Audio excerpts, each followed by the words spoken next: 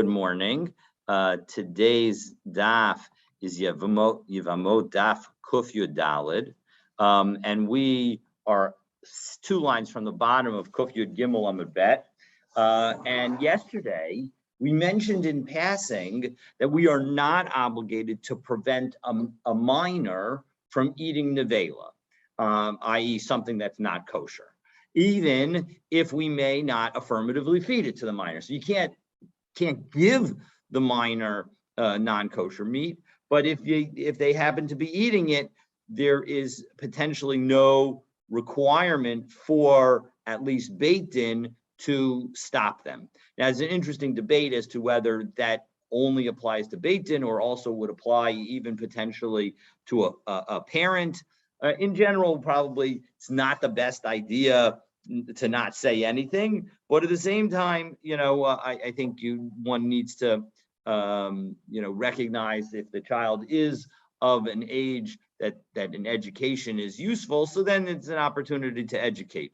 But there's no, but at the same time, if they're an infant and they've eaten, milk after meat or whatever, then it's not the same thing.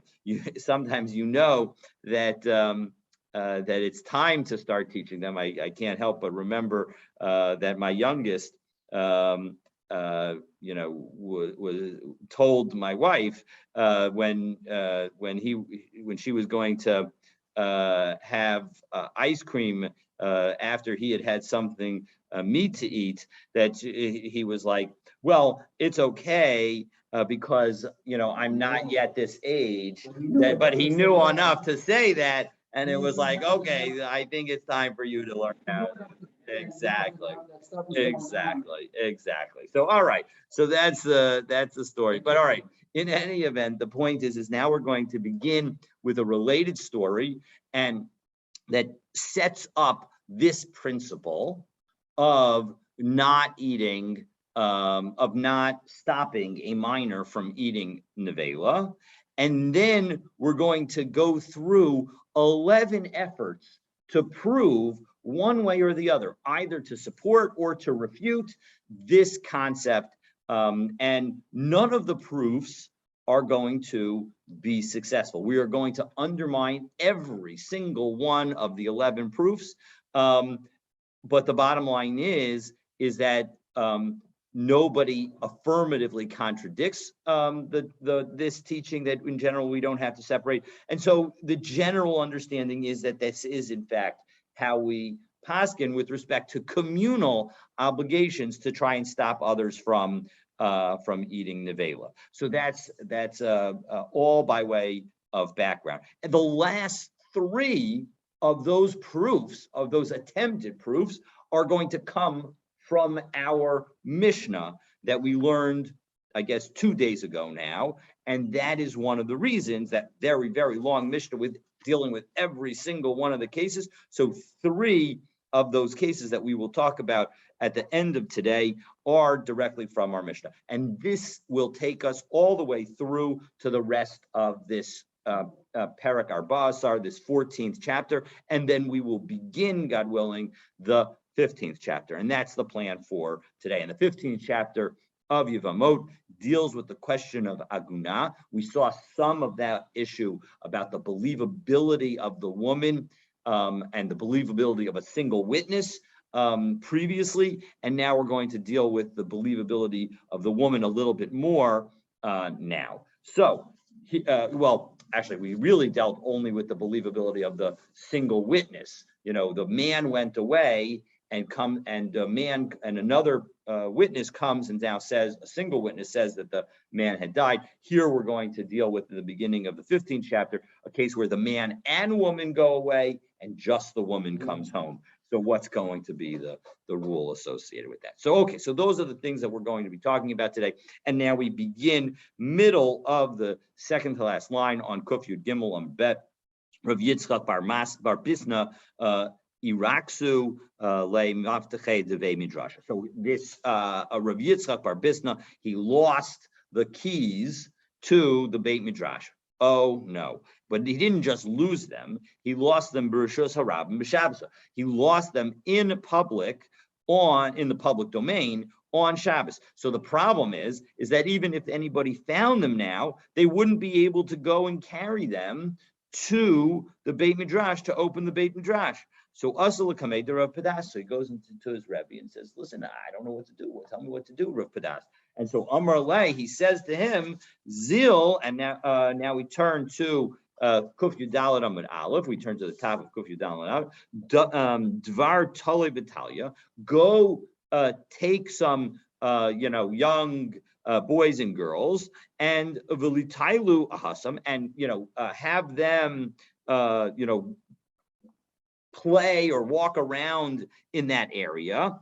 And then what will they do? Because they're young enough to be under the age of majority, so they're not bar or bat mitzvah, but they're old enough to know that keys need to be returned because they're sufficiently mature. And mind you, and then they'll bring it to you. They're not all, they don't know all the details about Shabbos, so they're not quite into the no carrying kind of thing. But at the same time, they will bring those keys to you, to the Beit Midrash, so that presumably the keys said Beit Midrash or something like that on them, so that they would know where to bring them in order to ensure that they would be able to get back in to the Beit Midrash on Shabbos. So what does that show? Alma kasavar katan ochel nevelos ain based in mitzuvin lahafri show that this shows that if a minor is eating nevela, or in the actual facts of our case is carrying on Shabbat, that Beit Din is not obligated to cause the child not to do it. They don't have a Kol Yisrael Ravim Zelazeh obligation. And so that would be, and so why might that be the case? It might be the case because we would say that children under the age of majority are basically outside the scope of mitzvot, and so as a result, that's the general approach. Okay, so now we're beginning the 11 different efforts to prove one way or the other on this issue. And as I said, we will not be successful on any of them. And the last 3 will be from our Mishnah, which is why it makes a lot of sense to have this Gemara here. So let's say that there's a proof for this point. Okay. Lo Yomar Adam Latinok, that a person shouldn't, there's a brisa that says a person that should not tell a young child, Haveli Mafteach, come bring me the key. Haveli Chosam, bring me the stopper, the top of the seal. Ela Menicho V'Tolesh Umenicho Zorek. But you can allow him to continue to pluck or to throw things on Shabbos. You don't have to interfere with their violations. So doesn't that show that you can't ask them, you can't affirmatively ask them to do it, so you can't affirmatively feed them something non-kosher, but if you see them eating something non-kosher, then they must be that it's allowed. So Amar Abaye says, no, not a good proof. Tolish ba'atis she'enu nakuv. Maybe the plucking that we're talking about is in a flower pot that has no hole. Now, a flower pot that has no hole is not considered, interestingly enough, a flower pot that does have a hole is somehow considered as if the flower that's in the flower pot is connected to the ground, even though it's separated from the ground. But a flower pot without a hole is considered already separated from the ground. So pulling it out of the dirt that's in the flower pot would not be a biblical violation. It would only be a rabbinic violation. And so what Abaye is saying is maybe what's permitted to be allowed by the court without interference is only a rabbinic violation. And Zorik b'karmelis d'Rabbanan. And when we talk about throwing, he's talking about throwing in a karmelis, which is only a rabbinic prohibition. So that's the potential answer. And that's the basic approach that we're going to see, that over and over, maybe we're talking about only something that is rabbinically prohibited. So now Tashma, next effort. And now this is going to be an effort to contradict Rav Padas. So now we have in a Mishnah that teaches that what if a non-Jew comes to put out a fire in a Jew's home? Ein omrim lo kabe. You don't have to tell the person, you cannot say to him that go and extinguish it. The al tichabe. And you don't have to say, don't extinguish it. We don't have an obligation to stop a non-Jew from working on Shabbos. The only thing we can't do is tell him to do it. Because, however, when it comes to a katan habalachabos, when a katan comes to extinguish it, amralo al tichabeh, you have to tell him, don't extinguish it. Sheshvisa so alayhim, because we do have an obligation to stop a minor from doing it. So now that we've dealt with that, now that we've said all that, doesn't that show that we don't agree with Rav Padas? Because what did this Mishnah say? This Mishnah said you have to tell a minor not to put out a fire. So Rabbi Yochanan ba'osa al da'as aviv, that we're talking about a situation where we see that the minor is acting based on the father's thinking. And so Rashi explains, Sha'atinok sofa third line down in the widest of lines in the beginning of the Rashi, Ba'osa al das aviv, Sha'atinok sofa ba'aviv, Viroa shenoach lo bekach, that he looks at his dad and he sees that that is his preference, that his dad wants him to put out the fire in the house. And his father is standing over him, and it's as if the father commanded him to do it, lasos, in order to do this thing. Aval hanach maftachot de Rav Yitzchak lo hodian shenavdu. He didn't tell them that the key was lost. Shenavdu sham v'lo hikiru b'dato shenoachlo, and he didn't indicate in any manner that the children doing this thing would be something that they would like. So as a result, that's going to shows that this case is different. Meaning that although the Mishnah tells us, so we're trying to prove that we're trying to disprove Rav Padas' comment that we don't interfere with a minor who is sinning. And so we had a Mishnah that said we don't allow a child to put out the fire. So the Rabbi Yochanan answers is that the child is acting at the request of the father. So in that situation, we do stop the child because it is not just the child who is acting. The child's acting at the request of the father, and that is not appropriate. So Dekavase Gabi Ovid Kochavim. Well, 1 second. What about with respect to the non-Jew, De'osa al das Yisrael? If you're saying that at the end of that Mishnah, that the child is acting at the interest of the father, well, maybe the non-Jew is acting at the interest of the Jewish owner. So Mishari, are we going to permit the non-Jew to extinguish the fire in that case? And the answer is yes, we will. Because Ovid Kochavim Adaita Dinafshe Ovid, that even though we tell a Jew, you can't tell a non-Jew to put out a fire for you when it's in your house, but you can, it is okay for you to indicate that you are okay with the putting out of the fire. You don't have to affirmatively say anything. And so as a result, and that is based on the principle that a non-Jew will do his own thinking. As Rashi says, third line down in the narrow lines on Kuf Yud Daled Amud Aleph, Ovid Kochavim Adaita Denafshe Ovid, Afilu V'lo Yedias Yisrael. Even without the knowledge of the Jew, the Ovid Kochavim will do this work on his own. Ovid Kochavim Miskavein Lahanas. Right? The non-Jew will want to benefit for himself, because everybody knows that, at least in those days, if you put out the fire in somebody's home, you were going to get a reward for all the money that you saved the person.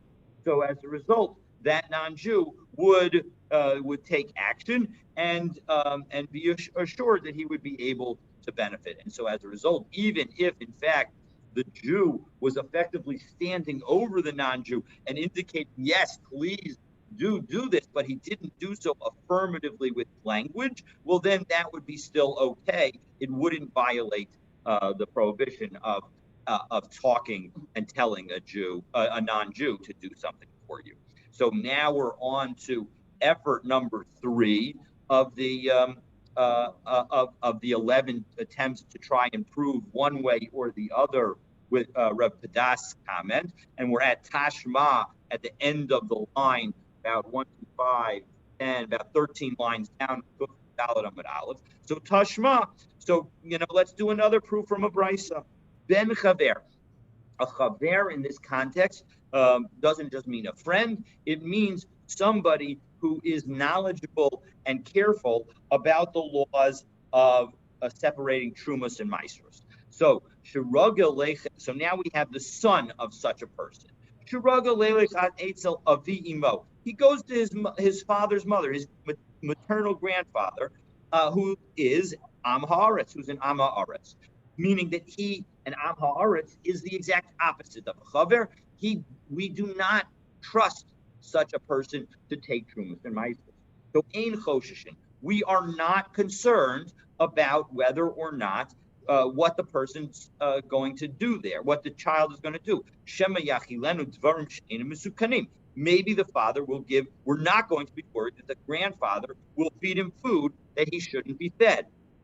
Okay, so matzah biyado peiros, and even if he comes now home after visiting his grandfather with fruit in his hand, ein zakuklo, we are not going to obligate you to take it from him, meaning it's okay for him to continue to eat it. So doesn't that show that Rav Padas is correct, that we don't interfere with a minor who on his own is eating something that is not kosher? No, we're lenient with the concept of demai. And Tosfos points out that we could have just answered, in fact, that we're lenient, but because it's only a rabbinic, demai is only a rabbinic prohibition. Ella taima de demai.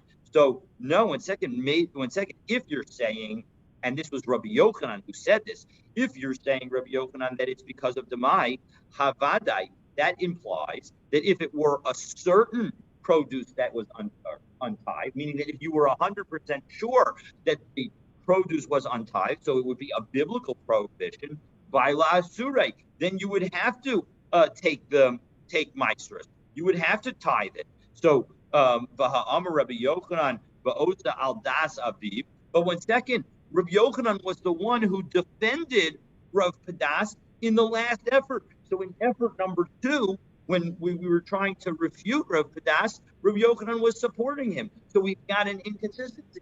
Here he's trying to help us challenge. He's trying to eliminate a proof for Rav Padas. And before, he was trying to eliminate a reproof of Rav Padas. So Ella Rabbi Yochanan Sapuki Mistapkale. So Rabbi Yochanan was unsure. The point is that he didn't know which way the halacha was going to go. And so so he is not going to, he is just trying to play devil's advocate so that he can be sure that if we have a proof, it's a good proof. And so he will disprove in both directions. So, okay, so now we get a Rabbi Yochanan perspective, and now we're ready for effort number 4. So again, Ashma, come and learn from the following price. Ben Chaver Kohen, very similar case, and not surprisingly, it'll be a similar answer. We have now a son of a Chaver, somebody who knows to take trumas and maestros, and to be and who's a Kohen, so he knows that he eats truma only b'tahara, and only if the truma itself is tahor. Shiragil leilich etzel avi imo Kohen amaaretz, who goes, so now this son of such a person goes to his grandfather, his mother's father, and who is an Am Haaretz, and ein choshishin, And again, we're not going to be concerned. Shema yachilen truma tamei. We don't worry that even though this person is an am haaretz, that the child is going to eat truma that is tamei, because he's a minor, presumably. So matzah biyado peros, and if you find fruit in his hands, ain zakuklo, you don't have to take it from him. So bottom line, it seems like we don't interfere with a minor eating something that's not kosher, even d'oraisa. So again, we reject the proof by saying bitruma dirabanan. No, we're talking about where we're only worried about rabbinic truma, and we would require the taking away of biblical truma if that were what was involved. So effort number 5 to now prove. Can I ask a question? Please go ahead. Well, why is it the grandfather? Why isn't it just any Am Haaretz? You're absolutely right. It could be any Am Haaretz. I think that it's referring to the grandfather because that's who children go to visit. Children go to visit the grandfather. So I think that is the reason. But you are absolutely correct that it would apply more broadly. It would apply to any. But I wonder if there's an element of like kavod or something like that, or some other considerations, you know. That's an excellent point. That maybe there's a because kibud ava aim does apply to even one's in-laws, and so and so as a result, you're absolutely right that there could be a kibud aspect to it. The Gemara does not raise that, but you're absolutely right that could be a reason to say differently. It's interesting, of course, that the Gemara specifically refers to the maternal grandfather because it's assumed that if a man is a chaver, then his dad was probably too. I see. Interesting. Yeah. Right. I mean, they don't want to embarrass the grandfather, right? By Yes, saying, absolutely, 100%. And so there, you could give an alternative answer along those lines. I think that's a very interesting answer to potentially provide. Okay, so now again an effort to prove on behalf of Rav Badas. Now effort number 5. So Tashma Yonik Tinok Vaholich. Now this is an interesting case. The implication, I had no idea that this kind of thing went on, but you'll see what I'm talking about. So an infant is allowed to nurse not only from a non-Jew, but even from a non-kosher animal. And we're not worried that he's eating something that is inappropriate, meaning that he's eating the nursing essentially from non-kosher animals. But we're not allowed to feed him those things. So umikulan yonik mehan, but he can again nurse from any of them on his own. Meaning that if the child is old enough to try and nurse from one of the, I just can't even imagine. It's really kind of our modern sensibilities suggest that is so repulsive. But in any event, it seems to be a relevant thing that was happening at the time. And you can even do that on Shabbos. Now, uva gadol. Now, obviously, usually gadol here means an adult, and I think you can actually translate it this way. I will note that there's a Tosos in Shabbos, according to the notes here, that indicates that we're not talking about an actual adult, but rather an older child who has some greater knowledge and understanding and is able to be instructed. So that Abba Shaul Omer Noagin Hayinu Shiyon Kim Behema Begadol Asr. That in that case it's Asr, and Abba Shaul then says Noagin Hayinu Shiyon Kim Behema Tahora Biyom Tov. That we would allow that while he would not go as far as the Tanakama in that brisa, he would say that we allow infants to nurse from kosher animals on holidays. So we're going to analyze Abba Shaul in a moment, but the bottom line is Ktani Mia Ein Choshesh and Biyonik Sheketz. The bottom line is that the child is allowed to nurse. So Hasam Mishum Sakana. So again, trying to take it out of the biblical prohibition category, we say that is because we're talking about an infant who we're concerned about the life of the infant. Well, ihachi gadol nami. Well, if that's true, then even an older child should be able to have the milk. Why would we stop that? Well, gadol by umdana. So an older child requires some kind of evaluation. And Rashi, opposite that, goes about maybe 60%, 40% up from the bottom of the narrow lines, says im yachol lahamtin ad motzei Shabbos v'yaseh beheder. That the point is that we would evaluate whether or not the child really needs to do this on Shabbos, because maybe the child could wait long enough that we'll be able to give him new fresh milk that we've milk after Shabbos. I would imagine that in times of famine, a child to nurse, meaning drink milk from a non-kosher animal to keep the child alive. Yeah, 100%. Absolutely. Permitted. Absolutely, it would be totally permitted. 100%. So that doesn't make sense. So so all right. So at least we can understand. Okay, so fine. So the older child may need some kind of evaluation. Well, katanami libayumdana. Why don't we make that same kind of evaluation with respect to a younger child? So Amar Rav Huna braid the Rabbi Yoshua stam tinuk masukan eitzel chalav. That when it comes to lacking milk, a younger infant is going to always be considered in danger. And so as a result, that's why we're going to allow it. So Abba Shaul Amar. So now let's go back to that Abba Shaul statement, and we'll evaluate that statement as a brief aside. So Abba Shaul Omer Nogin Hayinu Shiyonkim Behema Tahor B'Yom Tov. So Abba Shaul seems to be saying something different from what we said in the Tanna Kama said, and he's saying that we do feed from pure animals on Yom.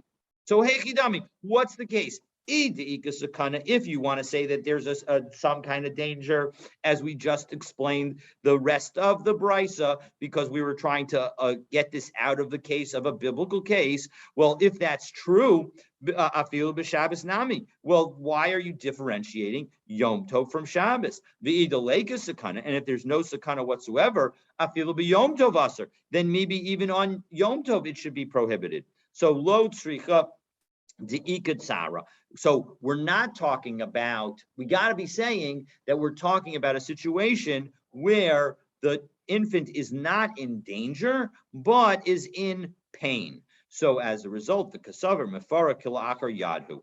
And Rabbi Shaul holds that the child doing the nursing, as opposed to expressing with one's hands, the milk from the teat, so then that is considered extracting the milk in an unusual manner. So because that isn't how one nurses an animal. So Shabbos is a skila. So when it comes to Shabbos, which has a prohibition of stoning associated with it, so Gazru Abanan, there the rabbi said, even though you're doing it in an unusual manner, we're going to say that it's rabbinically prohibited. However, Yom Tov, the Isser Lav, Yom Tov, which is only a negative commandment, lo gazru bei rabbanan. So the rabbis didn't do a gzera. It's interesting because just to comment for a moment that we see sometimes the Gemara go in two different directions.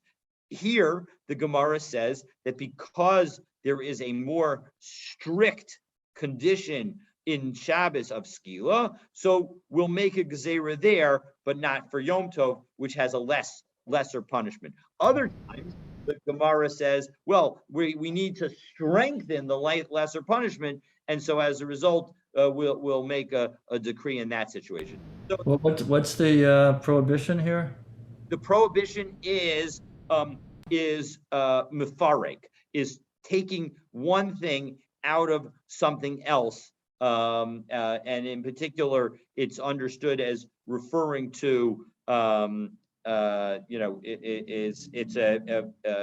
the note says it's a tolda of the malacha of dash, threshing, which involves the extraction of grain from the outer covering in which it grew. And so similarly, when you milk something, the animal extracts the milk from the place where it was produced. So as a result, Why wouldn't that apply to a regular mother nursing a child then?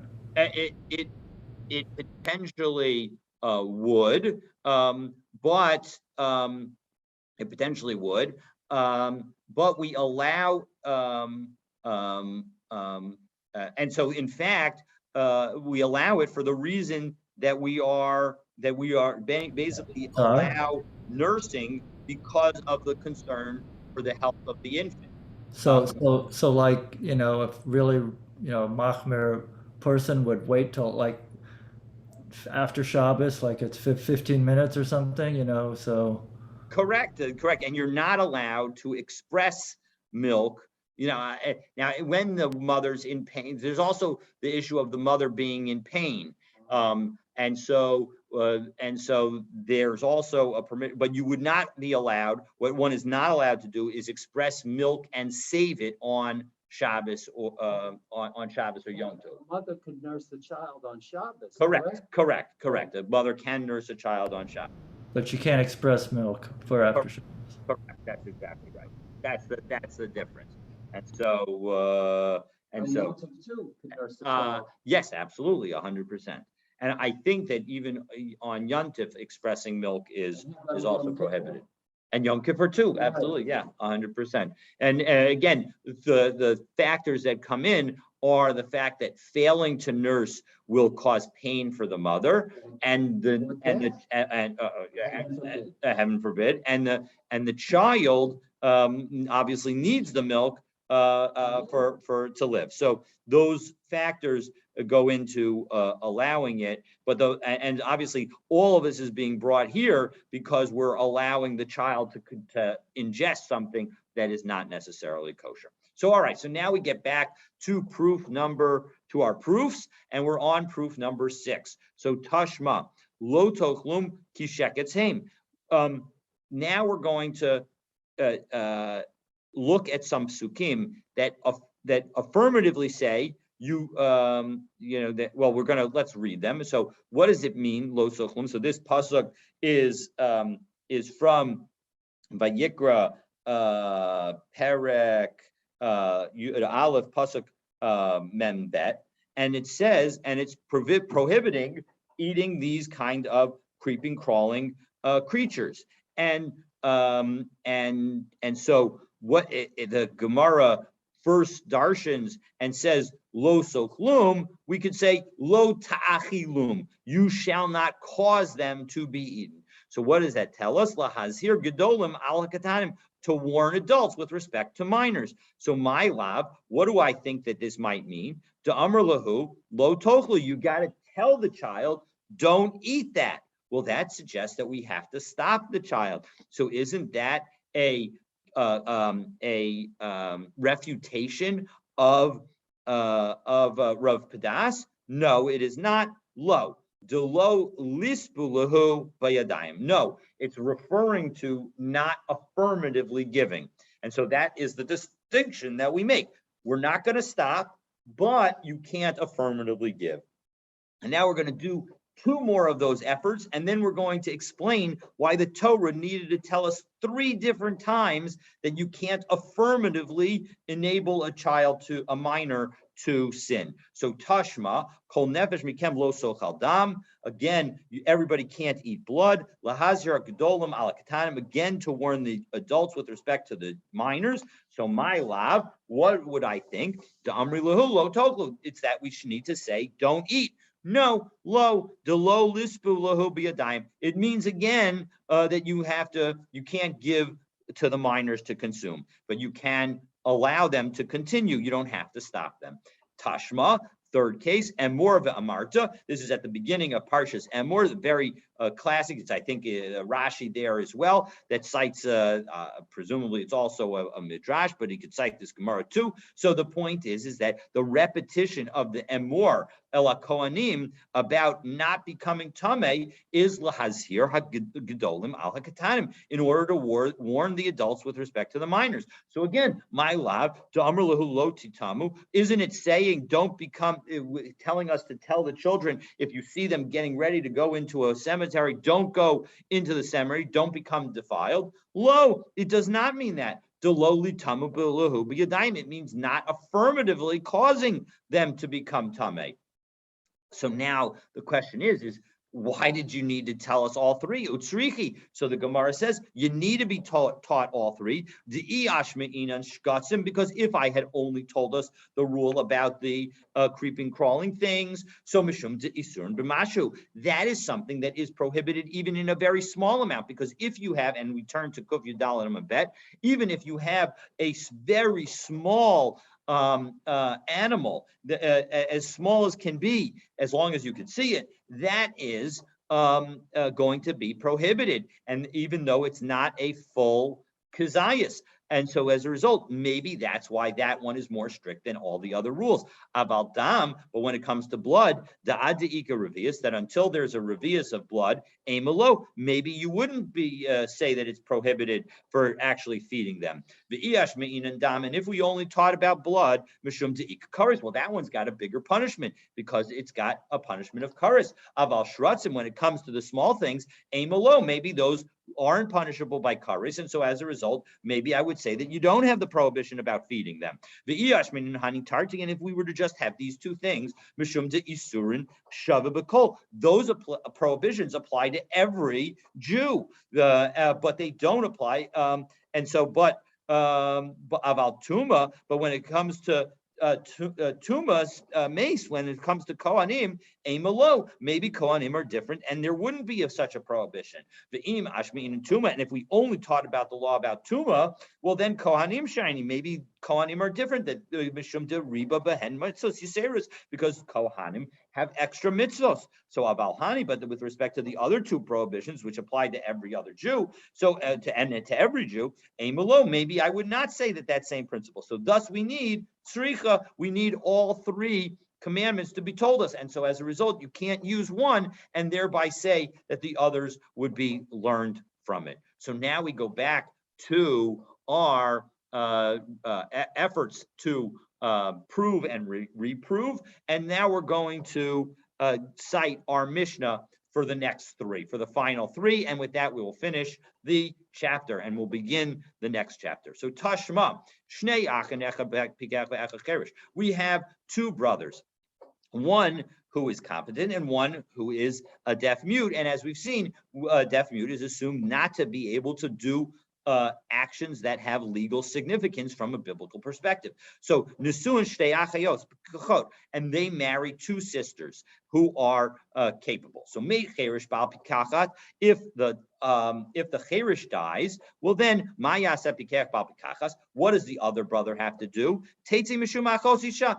There's nothing that he needs to do because his wife's sister falls to him in Yibum, but he has a biblical marriage, and so as a result, his biblical marriage to the wife, to the widow's sister, is sufficient to prevent Yibum from happening. And so the wife's sister goes out to the market and she can marry whomever she wants because Yibum and Chalitza do not apply. On the other hand, if the other brother, if the competent brother dies, now now what happens to the man who has only a rabbinic marriage to the widow's sister? Well, Motzi es Ishto beget, now that he has a biblical connection to the widow because of Zika, well, now he needs to divorce his wife because he only has a rabbinic marriage to her. It's not sufficient to undermine the Yibum obligation, and so he needs to divorce her. But now his brother's wife is forbidden forever because his wife is now a divorcee. And you're not allowed to marry your divorcee's sister. And so as a result, he can't stay with his wife because she is he can't stay with his wife because she well, we'll get to that in a moment. So amai motzi es ishto beget. Why does the Gemara, so now the Gemara asks, why does he need to divorce her? Right? Tesiv gabe, let her stay with him because he is a cherish and katan ochel nevela. So he's just like a minor eating nevela, meaning he's no legal ramifications to his actions. And so as a result, let him stay with her. Well, the problem is Mishum Isara Dida. She can't stay with her. She is a competent adult, and so as a result, she is not because now the Cherish has a Zika relationship, a biblical Zika relationship with her sister. She is no longer allowed to be married to him. She's no longer allowed to be connected because her marriage to him was only rabbinic, and so as a result, it wasn't sufficient to prevent the Zika relationship. So that's effort number one. Effort number two is just the reverse situation. Instead of one of the brothers being a deaf mute, so now one of the sisters. So Tashma shnei achim tikim nesuin shtei achayos achas pikachas v'achas chereshes meis pikach bal chereshes. Now the husband of the chereshes of the deaf woman dies without children. And so mayasa pikach bal pikachas. What happens to the other marriage? Well, the widow, the chereshes, mishum achos isha. She goes out to the market because the deceased brother's wife is her sister, and so as a result, and the deceased brother is a pikeach and his wife is a pikacha, so it's a biblical marriage, and so as a result, the widow goes out because you can't have a Zika relationship with the husband, the biblical husband of your sister. So now, what about the other case? Now the competent husband, the competent brother dies, and again, who's the husband of the competent sister? Well, now what happens to the brother who is also competent but is married to the deaf mute sister? Well, motzias ishto beget. Again, he only has a rabbinic marriage. And so as a result, that rabbinic marriage gets undone by the Zika relationship that he now has with his wife's sister. But he can do chalitza. So he has to divorce his wife and then he can do chalitza. Why do we force him to divorce his wife? Tesiv Gabe, let her stay with him. Katan Ochel Nevelasu, right? She is really a minor, she's like a minor eating of Nevela, right? Because she is a chereshes. So again, Mishum Mesiru Didei. No, the problem is that the prohibition in this case is in both directions, meaning he also can't stay with her. So yes, she might be allowed to stay with him, but he's not allowed to stay with her. Well, now, of course, we're going to deal with a situation where the two people who could potentially stay together are the cherish and the chereshes. What happens in that situation? Well, Amar Rava Tashma Shnei Achen Echad Cherish Vecha Pikeach Nesuin Shnei Achayos Achas Pikachas VaAchas Chereshes. So Meis Cherish Bal Chereshes Mayaseb Pikeach Bal Pikachas. So Teitze Mishum Achos Ishto. Right, Meis Pikeach Bal Pikach. Right. So again, if in fact the cherish dies and he was married to the chereshes, his wife can't get yibum because the other marriage is a biblical marriage involving her sister. So as a result, she goes out. Now, what happens if the competent brother dies? So meis bikach bal pikachas. If he dies, mayas acherish bal chereshes. What does the woman? What do the couple who is a cherish and a chereshes need to do? Well, motzi as ishto beget. The cherish needs to divorce his wife. The eishes achiv asur la'olam. And he cannot marry the competent brother's wife because he has to divorce his wife because the Zika relationship is a biblical one, and he can't be married to the Zika's sister. So as a result, he needs to divorce her. His marriage is less a regular marriage than two regular people? Yes, a cherish cannot marry biblically. So as a result, because they are considered like a katan, they don't have the ability to engage in legal contracts. And so as a result, they do not have the ability to engage in a biblical marriage. It's only a rabbinically oriented marriage. And what we talked about the other day is the reason that we want to, because this condition is generally permanent, we don't want to prevent them from the ability to get married. So the rabbis wanted to enable at least a rabbinic marriage, even though from a biblical perspective, they can't formulate real contracts. So can't formulate Hopefully legal some rabbi would figure out a situation where they don't have to get divorced here. I'm sorry, say that again. Hopefully a rabbi would figure out a way where they don't have to get Yeah, divorced. it's interesting. It's telling you that if one marries that two brothers should not marry two sisters when one of them is a cherish. It's really introduces a very big, dangerous situation. So yeah, one would hope, but again, it depends on the specific facts. But that it seems like the ruling is pretty clear. But now we're going to ask the question. The question is, why not allow the brothers to stay together? I'm sorry, why not allow the cherish and the chereshes to stay together? Right?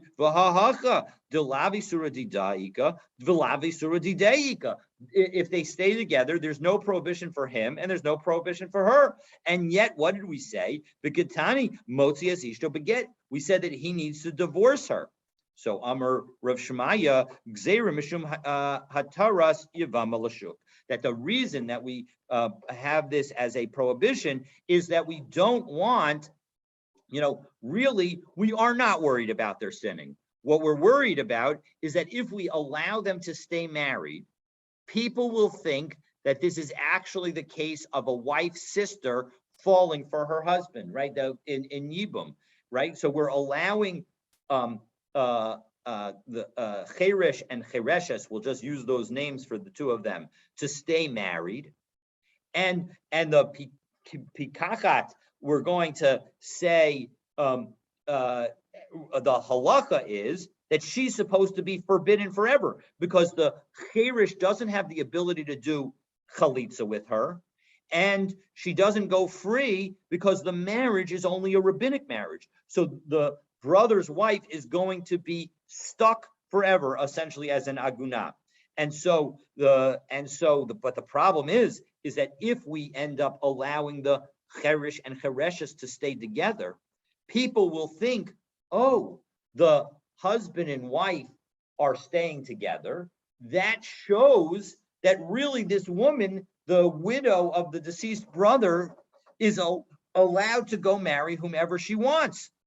And so we will think that that is the rule in this case because they stay together. And so as a result, the rabbi said, we can't allow them to stay together. So the bottom line is, of course, is that we have not successfully engaged in any proof or refutation of Rav Pada's statement about not preventing minors from sinning. And indeed, again, as I mentioned at the beginning, it seems like from a halakhic perspective that is our attitude. Not necessarily, however, with respect to parents.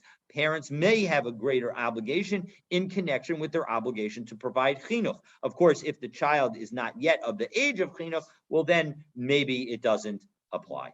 Okay, so now we're ready to get started with the 15th chapter, and the 15th chapter is going to discuss the situation of aguna, women who we don't know whether their husbands are still alive, and we're going to discuss when do we believe her. So ha'isha shehalcha hu uva'ala l'medinas hayam, if a woman goes on a trip with her husband overseas, shalom beino leveina, the shalom ba'olam, if there is peace between the two of them and peace in the world, uva v'amra meis bali, and she comes back saying that her husband died, tinase, she's allowed to get married. Meis bali, she says that, and now this time she doesn't have children. Well, then tityabein, she's allowed to do yibum.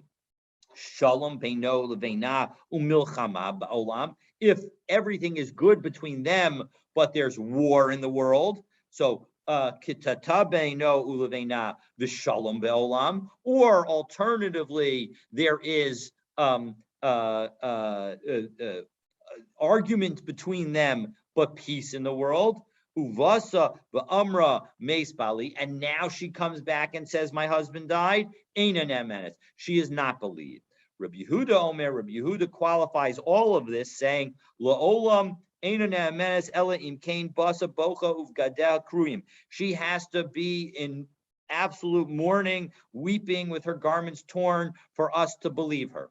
Amrulo achazo v'achazo tinaseh. No, that is not the determining factor. Does not require, we do not require her to be in continual mourning in connection with the death of her husband, but rather, again, the rules that we set up at the beginning, presumably, would be the rules that would be applied. So now we're going to qualify what we meant by shalom when we talked about shalom between them and shalom in the world. So Tana shalom beino leveina mishum dekabai lemisne kitata beino leveina. That the reason that we say peace was just to distinguish from kitata. So the point is that if there is real conflict between them, so then that's going to be a problem. But you don't need to have an idyllic marriage in order for her to be believed. So it doesn't mean, when we say peace, it doesn't mean like the most idyllic marriage in the world. And similarly, Tana Shalom ba'olam mishum dikabai lemisni milchama ba'olam. Because when we say peace in the world, we don't mean that it needs to be absolute peace in every corner of the world. The point is that we're trying to distinguish the situation from war in the world. So that is the first point that we need to make.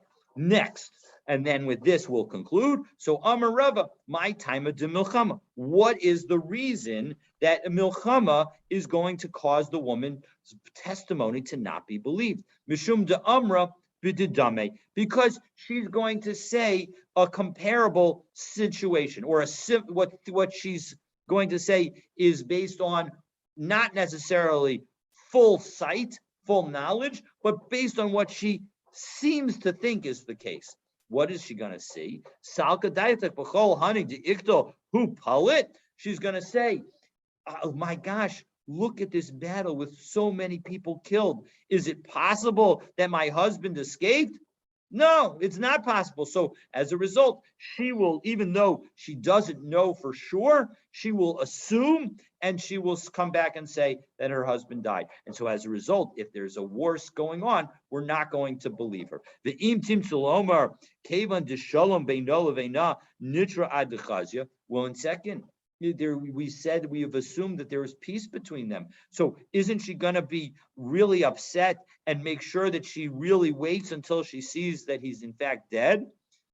Well, zimnin demachule begira o beruchmcha v'savra vaday mes the ika de avid sam terei v'chaya. No, the point is that obviously we're really referring to well, I guess you could be in street, hand-to-hand fighting in the street, but I'm more imagining the fighting in olden days where the people might be on the mountain and the fighting is in the valley below, and you can actually see what's going on. And she sees that her husband has been shot by an arrow or been perpetrated,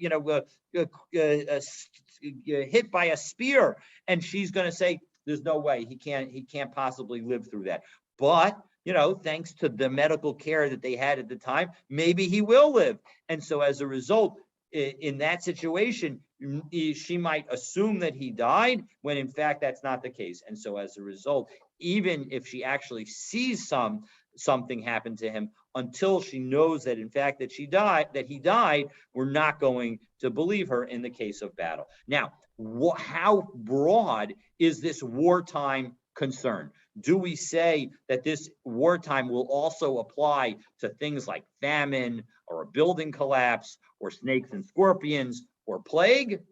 Well, for that, stay tuned tomorrow. Or natural disaster. Yeah, exactly. Natural disasters. Yeah, exactly. So that is, those are the things that we'll look at tomorrow, whether those also constitute situations that we would apply the rule of her not being believed in a case of war. All right. So Have a we're saying that wonderful day. the three kinds of relationships Shalom, please. the three kinds of relationships: shalom, milchama, and like Everything in between. everything in between, right? Exactly, exactly. And so as a result, the Gemara, otherwise the Gemara you might say, well, what about everything in between? And so the way I'm understanding this Gemara is that it's saying that everything in between gets treated like peace. So Yeah, I would think so, because yeah. there's no, anyway, okay. Thank you, All David. right. Have a wonderful day. Great to see you. All right, tomorrow, everyone. Have a good All right. one. You well.